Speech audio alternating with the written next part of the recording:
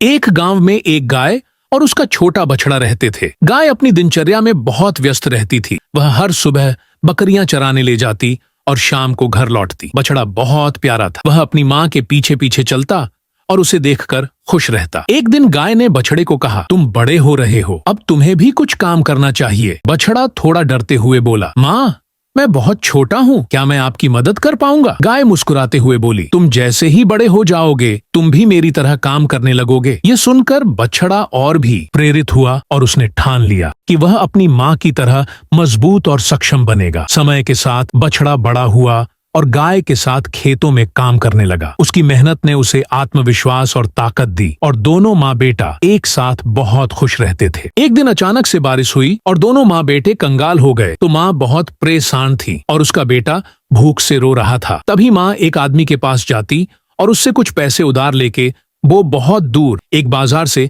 अपने बेटे के लिए खाना लेके आती। उसका बेटा अपनी माँ को देखकर बहुत खुश हो जाता। तभी दोनों माँ बेटे साथ में खाना खाकर सो जाते। सुबह होने के बाद बेटे को शेर पकड़ ले जाता तो माँ बहुत रोने लगती। तभी माँ को उसके बेटे की आवाज आती। तभी माँ शेर से लड़ने लगती। बहुत देर दोनों की लड़ाई होती। माँ शेर को मार के भगा देती और अपने बच्चे को बचा लेती।